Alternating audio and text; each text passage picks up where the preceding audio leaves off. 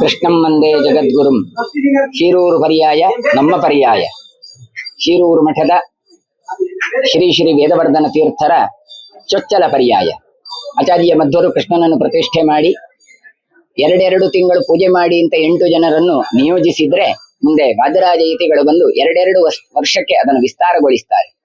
ಅಂತಹ ಪೂಜೆಯ ಒಂದು ಹಸ್ತಾಂತರವೇ ಪರ್ಯಾಯದ ಒಂದು ಮಹತ್ವ. ಹಾಗಾದ್ರೆ ಈ ಪರ್ಯಾಯ ಮಾಡುವುದು ಕೇಳಿದ್ರೆ ತೀರ್ಥ ಶ್ರೀಪಾದರು ಪೂರ್ತಿ ಭಾರತ ಸಂಚಾರ ಮಾಡಿ ತೀರ್ಥಯಾತ್ರೆಗಳನ್ನು ಮಾಡಿ ಪುನೀತರಾಗಿ ತಾವು ಬರಬೇಕು. ಅಂತಹ ಯತಿಗಳು ನಗರವನ್ನು ಪ್ರವೇಶ ಮಾಡಿದಾಗ ಅದ್ಧೂರಿಯಾಗಿ ಪುರಪ್ರವೇಶ ಮಾಡಿಕೊಂಡು ಅವರನ್ನು ಬರಮಾಡಿಕೊಂಡಿದೆ ಈ ಉಡುಪಿಯ ಜನತೆ. ಈ ಕೃಷ್ಣ ಭಕ್ತರೆಲ್ಲ ಸೇರಿ ಎಂದಿಗೆ ಇವರು ಪೂಜೆಯನ್ನು ಆರಂಭಗೊಳಿಸ್ತಾರೆ ಎನ್ನುವಂಥದ್ದನ್ನು ಕಾತರದಿಂದ ನಿರೀಕ್ಷಿಸ್ತಾ ಇದ್ದಾರೆ. ಇವತ್ತು ಸಾಯಂಕಾಲ 4 ಗಂಟೆಯ ಹೊತ್ತಿಗೆ ಮಠಗಳಿಗೆ ತೆರಳಿ ಶ್ರೀಪಾದರು ಉಳಿದ 6 ಮಠದವರಿಗೂ ಕೂಡ ಆಹ್ವಾನವನ್ನು ಇಟ್ಟು ತಾವೆಲ್ಲ ಕೃಷ್ಣ ಪೂಜೆಗೆ ಬರಬೇಕು ಅಂತ ತಾವು ಆಹ್ವಾನಿಸ್ತಾರೆ. ಅದರ ಬಳಿಕ 6 ಗಂಟೆಯ ಹೊತ್ತಿಗೆ ತರಕಾರಿಗಳನ್ನು ತುಂಡು ಮಾಡಿ ಅಂದ್ರೆ ಅಡುಗೆಯ ಸಿದ್ಧತೆಯನ್ನು ಮಾಡುತ್ತಾರೆ. ಅನ್ನಬ್ರಹ್ಮನ ದೇಗುಲನಾದದ್ರಿಂದ ಇಲ್ಲಿ ಅನ್ನದಾನಕ್ಕೆ ಬಹಳ ಪ್ರಾಶಸ್ತ್ಯ. ಮುಂದೆ ಅವರು 6 ಗಂಟೆಗೆ ದೇವತಾ ಪ್ರಾರ್ಥನೆ ಮಾಡಿ ತರಕಾರಿ ಮುಹೂರ್ತಗಳನ್ನೆಲ್ಲ ನೆರವೇರಿಸಿ ರಾತ್ರಿ 12 ಗಂಟೆಗೆ ತಾವು ದಂಡತೀರ್ಥ ಎನ್ನುವಂತಹ ಕ್ಷೇತ್ರದಲ್ಲಿ ಕಾಪುವಿನ ಬಳಿಯಲ್ಲಿರುವಂತದ್ದು ಆಚಾರ್ಯ ಮಧ್ವರು ತಾವು ದಂಡದಿಂದ ನಿರ್ಮಾಣ ಮಾಡಿದ ತೀರ್ಥ, ಅಲ್ಲಿ ಸ್ನಾನವನ್ನು ಮಾಡ್ತಾರೆ. ಸ್ನಾನ ಮಾಡಿ ಅನುಷ್ಠಾನಾದಿಗಳನ್ನು ಮುಗಿಸಿ 1 ಗಂಟೆಗೆ ಅಲ್ಲಿಂದ ಪ್ರಸ್ಥಾನಗೊಂಡು 1:15 ಹೊತ್ತಿಗೆ ಜೋಡುಕಟ್ಟೆಯ ಬಳಿಯಲ್ಲಿರುವಂತಹ ಗೋವಿಂದ ಕಲ್ಯಾಣ ಮಂಟಪಕ್ಕೆ ಬಂದು ಉಳಿದ ಮಠಾಧೀಶರಿಗೆ ಮಾಲಿಕ ಮಂಗಳಾರತಿಗಳನ್ನೆಲ್ಲ ನೆರವೇರಿಸಿ ಅಲ್ಲಿಂದ ಜೋಡುಕಟ್ಟೆಯ ವೇದಿಕೆಯನ್ನು ತಾವು ಏರ್ತಾರೆ. 2 ಗಂಟೆಯಿಂದ ಆರಂಭ ಆಗತ್ತೆ. ಒಂದೊಂದು ಟ್ಯಾಬ್ಲೋಗಳು ಕಲಾ ತಂಡಗಳು ಕೂಡ ತಮ್ಮ ಪ್ರದರ್ಶನವನ್ನು ಗೀತಾ ಮುಂದೆ ತೆರಳಿದ್ರೆ ಕೊನೆಗೆ ವಿಠ್ಠಲ ದೇವರ ಪಟ್ಟದ ದೇವರನ್ನು ಬಂಗಾರದ ಪಲ್ಲಕ್ಕಿಯಲ್ಲಿ ಇಟ್ಟು ಅವರನ್ನು ಸಾಗಿಸುವ ಕಾರ್ಯಕ್ರಮ ನಡೀತದೆ. ಮುಂದೆ ಅಷ್ಟಮಠಾಧೀಶರು ಕೂಡ ತಮಗೆ ಬಂದಂತಹ ಯಾವ ಮೇನೆ ಉಂಟು ಆ ಮೇನೆಯನ್ನು ಏರಿ ಕೃಷ್ಣ ಪೂಜೆಗೆ ತಾವು ತೊಡಗುತ್ತಾರೆ. ಎಲ್ಲವನ್ನು ಸರ್ವಸಂಗವನ್ನು ತ್ಯಾಗ ಮಾಡಿದ್ದಕ್ಕೋಸ್ಕರ ಕೃಷ್ಣ ಅವರಿಗೆ ಇಂತಹ ವೈಭವವನ್ನು ತಾನು ಅನುಗ್ರಹ ಮಾಡ್ತಾ ಇದ್ದಾರೆ. ಮುಂದೆ ತಾವು 5 ಗಂಟೆಯ ಹೊತ್ತಿಗೆ ರಥಬೀದಿಯನ್ನು ಪ್ರವೇಶ ಮಾಡಿ ಅಲ್ಲಿ ನೆಲಕ್ಕೂ ಕಾಲಿಡದೆ ಬಟ್ಟೆಯನ್ನು ಹಾಸಿರ್ತಾರೆ, ಬೆಳ್ಳಗಿನ ಬಟ್ಟೆ.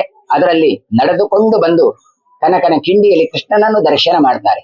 ಭಗವದ್ ದರ್ಶನಕ್ಕೆ ತೆರಳಿದಾಗ ಮೊದಲು ಭಕ್ತನಿಗೆ ಮಹತ್ವ. ಈ ರೀತಿಯಾದಂತ ಒಂದು ವ್ಯವಸ್ಥೆ ಉಡುಪಿ ಕ್ಷೇತ್ರದಲ್ಲಿ ನಾವು ಇವತ್ತು ಕಾಣಬಹುದು. ಕನಕದಾಸರು ಕೃಷ್ಣನನ್ನು ಭಜಿಸಿ ಅವನನ್ನು ಮೆಚ್ಚಿಸಿ ತಾವು ಕಂಡಂತಹ ಕಿಂಡಿಯೇ ಕನಕನ ಕಿಂಡಿ. ಅಷ್ಟು ಮಾತ್ರ ಅಲ್ಲ, ಕೃಷ್ಣನಿಗಿಂತಲೂ ಹೆಚ್ಚು ಮಹತ್ವವನ್ನು ಕೃಷ್ಣ ಭಕ್ತರಿಗೆ ಕೊಡಬೇಕು ಎನ್ನುವಂತಹ ಸಂದೇಶವೂ ಕೂಡ ಇದರಲ್ಲಿ ನಮಗೆ ಸಿಗ್ತಾ ಉಂಟು. ಕೃಷ್ಣನಿಗೋಸ್ಕರ ನೈವೇದ್ಯಕ್ಕೋಸ್ಕರ ಗಂಜಿ, ಅಂಬಲಿ ಹಾಗೆಯೇ ರೊಟ್ಟಿಯನ್ನೆಲ್ಲ ಸಮರ್ಪಣೆ ಮಾಡ್ತಾ ಇದ್ರು ಕನಕದಾಸರು.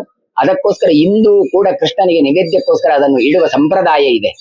ಹಾಗಾದ್ರೆ ಆ ಕುರುಬ ಜಾತಿಯಲ್ಲಿ ಹುಟ್ಟಿದ ಕನಕನಿಗೆ ಎಷ್ಟೊಂದು ಗೌರವ ಈ ಕ್ಷೇತ್ರದಲ್ಲಿ. ಮುಂದೆ ರುದ್ರದೇವರ ದರ್ಶನ, ಹರಿಯ ದರ್ಶನ ಮಾಡಬೇಕಾದ್ರೆ ಹರನ ಅನುಗ್ರಹವು ಅತ್ಯವಶ್ಯಕ. ಗುರುವಿನ ಗುಲಾಮನಾಗದ ತನಕ ದೊರೆಯದಣ್ಣ ಮುಕುತಿ. ಹಾಗಾಗಿ ರುದ್ರದೇವರು ಅಂತಹ ಈ ಉಡುಪಿ ಕ್ಷೇತ್ರದ ಅಧಿದೇವತೆ ಚಂದ್ರಮೌಳೀಶ್ವರ ದೇವರ ದರ್ಶನವನ್ನು ಮಾಡಿ ಮುಂದೆ ಅನಂತಾಸನ ಎನ್ನುವಂತಹ ಭಗವಂತನನ್ನು ದರ್ಶನ ಮಾಡ್ತಾರೆ. ಲಿಂಗರೂಪಿಯಲ್ಲಿರುವಂತಹ ಮಹಾವಿಷ್ಣುವಿನ ದರ್ಶನ ಮಾಡಿ ಅಲ್ಲಿ ಆಚಾರ್ಯರ ಸನ್ನಿಧಾನ ಇದೆ, ಪಾಠ ಪ್ರವಚನ ಮಾಡಿದಂತಹ ಜಾಗ. ಅಲ್ಲಿ ತಾವು ಪ್ರಾರ್ಥನೆಯನ್ನು ಗೈದು ಕೃಷ್ಣ ಮಠವನ್ನು ಪ್ರವೇಶ ಮಾಡ್ತಾರೆ. ಈಗ ಇರುವಂತಹ ಯಾವ ಯತಿಗಳಿದ್ದಾರೆ, ಶ್ರೀ ಶ್ರೀ ಸುಗುಣೇಂದ್ರ ತೀರ್ಥ ಶ್ರೀಪಾದರು ತಮ್ಮ ಪರ್ಯಾಯದ ಒಂದು ಹಸ್ತಾಂತರಕ್ಕೋಸ್ಕರ ಬರತಕ್ಕಂತಹ ಈ ವೇದವರ್ಧನ ತೀರ್ಥ ಶ್ರೀಪಾದರನ್ನು ಸ್ವಾಗತಿಸುತ್ತಾರೆ. ಮೊದಲು ನವವಿಧ ಭಕ್ತಿಯಿಂದ ಭಗವಂತನನ್ನು ಕಾಣಬೇಕು ಎನ್ನುವ ದೃಷ್ಟಿಯಿಂದಾಗಿ ನವಗ್ರಹ ಕಿಂಡಿಯನ್ನು ನಿರ್ಮಾಣ ಮಾಡಿದ್ದಾರೆ ಆಚಾರ್ಯ ಮಧ್ವರು. ಹಾಗಾಗಿ ಆ ಕಿಂಡಿಯಲ್ಲಿಯೇ ಭಗವಂತನ ದರ್ಶನವನ್ನು ತಾವು ಗೈತಾರೆ. ಒಳಗೆ ಕುಳಿತು ಪೂಜೆ ಮಾಡಿದರೂ ಸಹ ಭಗವದ್ ದರ್ಶನಕ್ಕೋಸ್ಕರ ನವವಿಧ ಕಿಂಡಿಯಿಂದಲೇ ನೋಡಬೇಕು ಎನ್ನುವ ಒಂದು ಇರಾದೆ ಇರೋದ್ರಿಂದ ಆ ಕಿಂಡಿಯಲ್ಲಿ ದರ್ಶನವನ್ನು ಮಾಡಿ ಪ್ರಾಣದೇವರು ಮತ್ತೆ ಗರುಡ ದೇವರ ದರ್ಶನವನ್ನು ಮಾಡುತ್ತಾರೆ. ಅಲ್ಲಿಂದ ಆಚಾರ್ಯ ಮಧ್ವರ ಒಂದು ವಿಗ್ರಹದ ಬಳಿ ನಿಂತು ತಾವು ಹಸ್ತಾಂತರದ ಪ್ರಕ್ರಿಯೆಯನ್ನು ಮಾಡುತ್ತಾರೆ. ಹಸ್ತಾಂತರ ಅಂದ್ರೆ ಪತ್ರ ಆಗ್ಲಿ ಬೀಗದ ಕೀ ಅಲ್ಲ, ಮತ್ತೇನು ಕೇಳಿದ್ರೆ ಅಕ್ಷಯ ಪಾತ್ರೆ ಮತ್ತೆ ಸಟ್ಟುಗ. ಯಾಕೆ ಇದು ಕೇಳಿದ್ರೆ ಅನ್ನಬ್ರಹ್ಮನ ದೇಗುಲ ಆದದ್ರಿಂದ ಕೃಷ್ಣ ಭಕ್ತರಿಗೆ ತಣಿಸುವ ಕಾರ್ಯಕ್ರಮ. ಹಾಗಾಗಿ ಆ ಕೃಷ್ಣ ಭಕ್ತರಿಗೆ ಒಳ್ಳೆ ರೀತಿಯ ಊಟವನ್ನು ಕೊಡಬೇಕು ಎನ್ನುವ ದೃಷ್ಟಿಯಿಂದ ಕೃಷ್ಣನ ಪ್ರಸಾದ ವಿತರಣೆಗೋಸ್ಕರ ಜವಾಬ್ದಾರಿಯನ್ನು ಹಂಚುತ್ತಾರೆ. ಅಂತಹ ಜವಾಬ್ದಾರಿಯನ್ನು ಈಗಿರುವ ಯತಿಗಳು ಪರ್ಯಾಯ ಯತಿಗಳಿಗೆ ಅದನ್ನು ಕೊಡುತ್ತಾರೆ. ಅಲ್ಲಿಂದ ಆಚಾರ್ಯ ಮಧ್ವರು ಅನುಷ್ಠಾನ ಮಾಡಿದ ಜಪತಪ ಪಾಠ ಪ್ರವಚನಗಳನ್ನು ಮಾಡಿದ ಧರ್ಮವನ್ನು ಪ್ರತಿಷ್ಠೆ ಮಾಡಿದ ಈ ಒಂದು ಸರ್ವಜ್ಞ ಸಿಂಹಾಸನ ಇದೆ. ಅಂತ ಸರ್ವಜ್ಞ ಪೀಠವನ್ನು ಆ ಶ್ರೀಪಾದರು ಏರ್ತಾರೆ. ಈಗಿರುವ ಪುತ್ತಿಗೆ ಶ್ರೀಪಾದರು ಅವರನ್ನು ಅದರಲ್ಲಿ ಕುಳ್ಳಿರಿಸ್ತಾರೆ. ಕುಳ್ಳಿರಿಸಿದ ಬಳಿಕ ಆ ಪುತ್ತಿಗೆ ಶ್ರೀಪಾದರಿಗೆ ಗೌರವಾದಿಗಳನ್ನು ಸಲ್ಲಿಸಿ ಬಡಗುಮಾಳಿಗೆಗೆ ತೆರಳಿ 7 ಮಠದ ಯತಿಗಳಿಗೂ ಕೂಡ ಮಾಲಿಕೆ ಮಂಗಳಾರತಿ ಗೌರವಗಳನ್ನು ಸಲ್ಲಿಸಲಾಗುತ್ತದೆ. ಅಲ್ಲಿಂದ ಮುಂದೆ ಪರ್ಯಾಯ ದರ್ಬಾರಿಗೆ ಬಂದು ಅಲ್ಲಿರುವಂತಹ ಸಮಸ್ತ ಭಕ್ತರಿಗೂ ಕೂಡ ಈ ಅಷ್ಟಮಠದ ಯತಿಗಳು ಕೂಡ ದರ್ಶನವನ್ನು ಕೊಡ್ತಾರೆ. ತಾವೆಲ್ಲರೂ ಕೂಡ ಅನುಗ್ರಹ ಸಂದೇಶದಿಂದ ಆ ಭಕ್ತರನ್ನು ಹರಸಿ ಅವರಿಗೆ ಫಲಮಂತ್ರಾಕ್ಷತೆಗಳನ್ನೆಲ್ಲ ಕೊಟ್ಟು ಮುಂದೆ ಅವರು ಕೃಷ್ಣನ ಪೂಜೆಗೆ ತೆರಳುತ್ತಾರೆ. ಸಾಮಾನ್ಯವಾಗಿ 10 ಗಂಟೆಯ ಹೊತ್ತಿಗೆ ಪಲ್ಲ ಪೂಜೆ ಅಂತ ಅನ್ನದ ನೈವೇದ್ಯದ ಆರಾಧನೆ ನಡೆಯುತ್ತೆ. 10:30, 11 ಗಂಟೆಯ ಹೊತ್ತಿಗೆ ಊಟ ಆರಂಭ ಆಗತ್ತೆ. ಅದಕ್ಕೆಲ್ಲರೂ ಕೂಡ ಕೃಷ್ಣ ಭಕ್ತರು ಆಗಮಿಸಬೇಕು. ಸಾಯಂಕಾಲ ಮತ್ತೆ ಪುರಂದರದಾಸರ ಆರಾಧನೆ ಇರುವುದರಿಂದ 4:30ಯ ಹೊತ್ತಿಗೆ ರಥಬೀದಿಯಲ್ಲಿ ಮೆರವಣಿಗೆಯನ್ನು ಮಾಡಿ ಸಭಾ ಕಾರ್ಯಕ್ರಮಗಳು ಜರುಗಲಿಕ್ಕಿದೆ.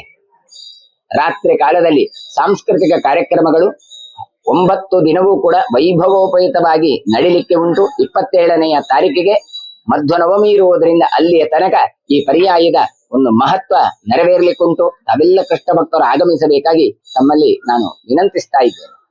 ಉತ್ತಮ ಸಂಸ್ಕಾರಯುತ ಶಿಕ್ಷಣದೊಂದಿಗೆ VSS English medium CBSE school Udupi Muddur. ನರ್ಸರಿಯಿಂದ 10ನೇ ತರಗತಿವರೆಗೆ ಶಿಕ್ಷಣದ ಜೊತೆಗೆ 5ರಿಂದ 10ನೇ ತರಗತಿವರೆಗಿನ ವಿದ್ಯಾರ್ಥಿನಿಯರಿಗೆ ಉತ್ತಮ ಹಾಸ್ಟೆಲ್ ಸೌಲಭ್ಯವೂ ಇದೆ. ನಿಮ್ಮ ಮಕ್ಕಳ ಪ್ರವೇಶಾತಿಗಾಗಿ ಈ ಸಂಖ್ಯೆಗೆ ಕರೆ ಮಾಡಿ.